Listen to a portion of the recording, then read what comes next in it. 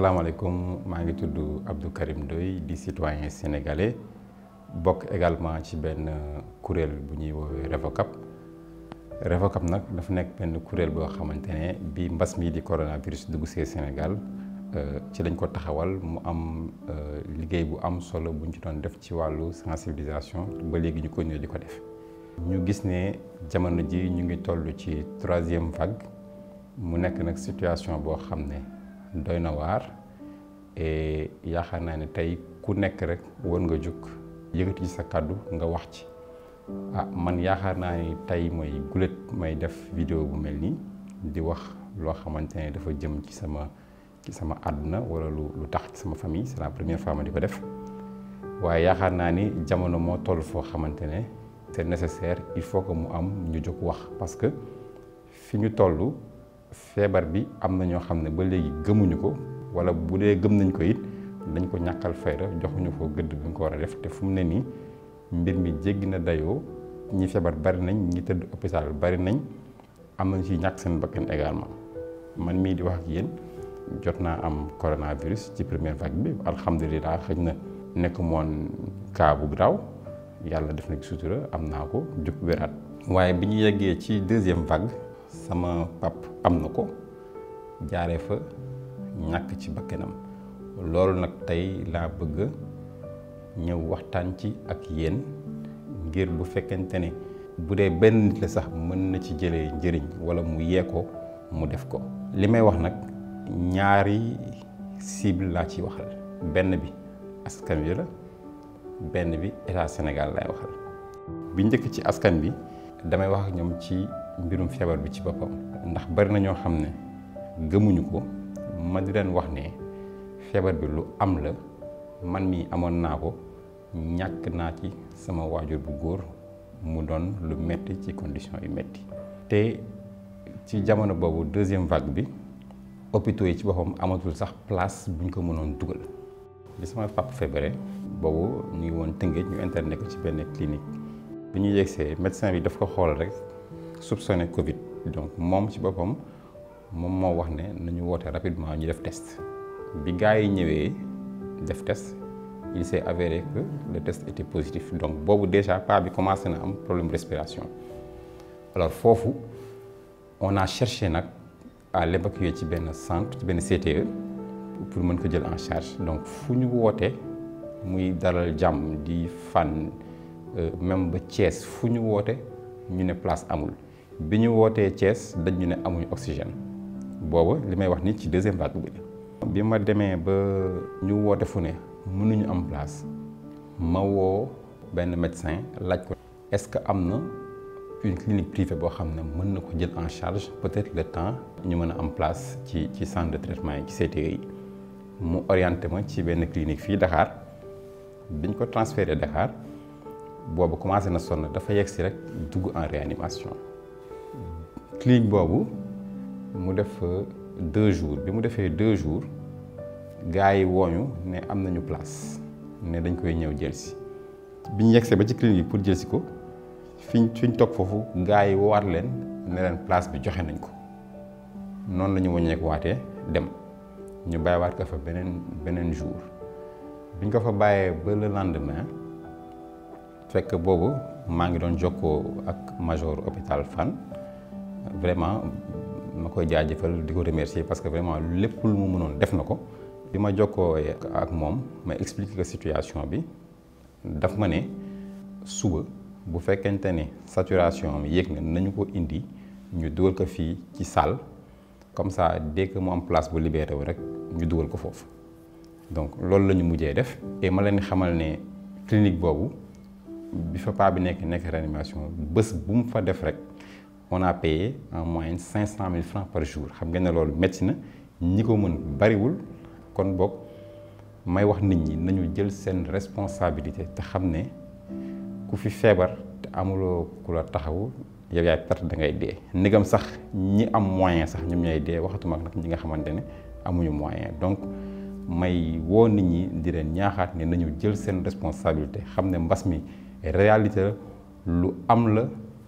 yow mi nga xam ne ndaw nga mën na la bañ a dal wala peut-être bu la dalee mën na la bañ a sonal waaye nag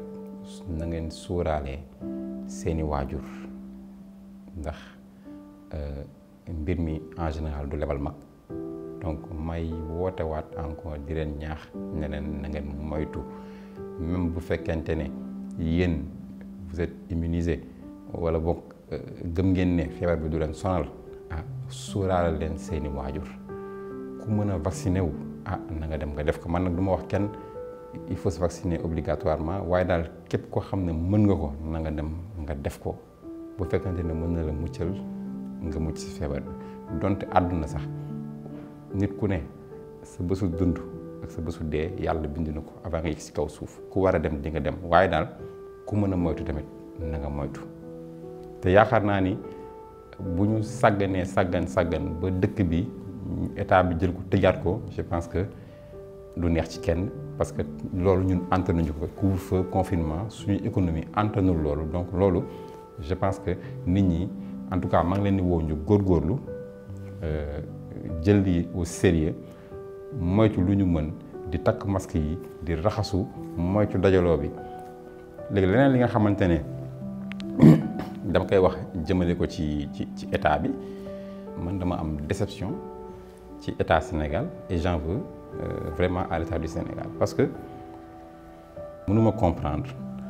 ñu jóge ci première vague bi ñu jógee ci première vague vraiment askan bi yëpp taxaw ñëpp jàpp ci président woote unité ñëpp àndandoo doon benn xeex mbas mi ba ñu am ci ndam ba Sénégal ñu koy cité ci àdduna yëpp comme exemple ñu jóge première vague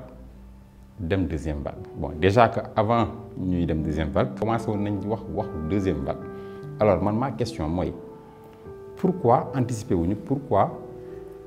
jëluñu les mesures adéquates yi nga xamante ne maanaam équiper hôpitaux yi jënd oxygène bu doy yokk capacité d'accueil bi yokk lal yi ba nga xamante ne bu deuxième vague ñëwee duñu bett mais malheureusement dañu toog deuxième vague bi ñëw bettuñu gars yi débordé li may wax nii c'était en décembre 2020 donc c'était déjà le cas décembre 2020 boobu fekk na hôpitaux yi commencé nañ déborder. léegi dund nañ situation boobu noonu en décembre 2020 ñu jàll décembre 2020 ñëw mars ba avril en avril commencé woon nañ également di waxu troisième vague. Alors pourquoi depuis lors également rien n'a été fait? am na centre yu ñu fi ubbi woon ci première vague bi ay côté aéroport je pense que gaaru pèlerin yi la ubbi woon nañ fa ak feneen am na aussi yoo xam ne militaires yi ñoo ko installé woon. lu tax bi ñu xamee ne ñu ngi jëm ci deuxième vague lu tax centre yooyu kenn ubbiwu ko après lu tax bi ñu xamee ne xëy na troisième vague mu ngi ñëw lu tax préparé wuñu centre yooyu tey su ma jëlee exemple man waa Tëngéej laa man je trouve inadmissible par exemple nit bu am yenn feebar yi Tëngéej ñu war la évacuer Dakar Tëngéej y a un hôpital bu fa nekk muy Youssou Mbargane hôpital Youssou Mbargane boo fa demee da ngay rus vraiment ce n'est même pas digne d'un district sanitaire waxuma ak hôpital. bi Covid bi ñëwee nee nañu dañu dégager fonds Covid dépenser ay milliards jënd ay ceeb ak yu kenn xamul mais tey la question qu'il faut se poser mooy ana ceeb bi rees na. ceeb fajul feebar Sénégal nag tàmm nañ lu xew ceeb inondation ceeb Covid ceeb problème bu am ceeb élection ceeb il faut que vraiment il faut qu'on soit sérieux ñuy jël les choses au sérieux alal bi ñu koy dugal fañ ko war a dugal gérer ko nañu ko war a gérer c'est ça la vérité. tey je ne sais pas combien de milliards ont été dépensés ci force riposte bi jënd ceeb fii maye nañ fii xaw ma dañ joxe fii sàngam mais tey Sénégal boo jëloon 10 hôpitaux fu ne nga dugal fa 10 milliards kese di nga relever plateau médical bi je pense que di nga équiper hôpitaux yi ba nga xamante ne xëj na nit bu feebaree du sax soxla ñu lay évacuer Dakar. mbas bi xam nañ ne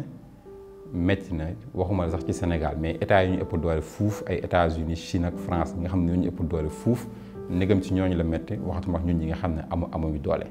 waaye nag nit je pense que li nga war a def donc da nga koy def ba fi nga mën a yem au moins ñu xam ne jéem nga mais fii nga mën a yem waaw mais dafa am loo xam ne caaxaan kese la wax dëgg yàlla caaxaan kese la su ma jëlee ci gestion crise bi ci wàllu communication bi yàgg nañ di ci wax depuis première vague bi ñu ngi ciy wax bind nañ ci sur Facebook ci réseaux sociaux yi ba sonn état bi dafa péché ci communication bi loolu depuis le départ ñu ngi koy wax mbir moo xam ne dafa laal communauté yi je pense que tey soo bëggee communiquer li ngay wax nit ñi dégg ko da ngay dem à la base maanaam da ngay dem ci quartier yi dem ci chef de quartier yi dem ci bàjjenu gox yi dem ci ASC yi dem ci association yi ñooñu ñoo war a porter communication bi waaye malheureusement Sénégal moo dëkk boo xam ne lépp dañ koy def à l'envers da ngay gis sax ne yow citoyen bi soo jugee am ay initiative di ko doxal da ngay sax gis ne xëy na ay privé sax ñoo lay gën a jàppale que état bi nga xam ne moom moo la war a dooleel au contraire sax des fois sax gars yi ñenn ñi dañ lay xawee di la xoolee comme rival dañ lay xaw a xoolee comme rival du ñu la jàppale parce que xaw ma je ne sais pas je ne comprends pas xëy na dañuy gis ne yow da nga bëgg jël seen place wala man loolu mënuma ko comprendre et malheureusement c'est le cas tey foofu la gars yi daanoo ci suuf bu yàgg ndax bés bu ne dama ko daan wax communication bi pour mu mën a jàll pour que nit ñi mën a dégg la ñuy wax pour que ñu mën a gëm ne mbir mi am na communication bi nañ ko def à la base maanaam ci quartier yi ci kër yi dénk ko association yi ASC yi bàjjenu gox yi imam yi parce que ñooñu ñoo nekk en rapport direct ak population yi au quotidien donc ñooñu ci ñooñu la ñu waroon sukkandiku ba jàllale message yi nga xam ne dañu ko waroon jàllale ba ci sax soutien yi nga xamante ne état bi mu ngi ko doon def xëy na di ko dimbali ay nit sax même loolu sax dañ ko waroon jaarale à la base jaarale ko ci association yi ci chef de quartier yi parce que ñoom kenn ku ci nekk xam nga quartier gox ba nga dëkk xam nga ñan ñoo mën ak ñan ñoo mënul xam nga ñan ñoo ko soxla ak ñi ko soxlawul amaana sax suñ defee woon noonu ci biir quartier si boppam nit ñi dinañ dimbalante seen biir sans pour autant xaar état parce que xamante nañu xam nañ kan moo am kan moo ñàkk ku soxla ak ku soxlawul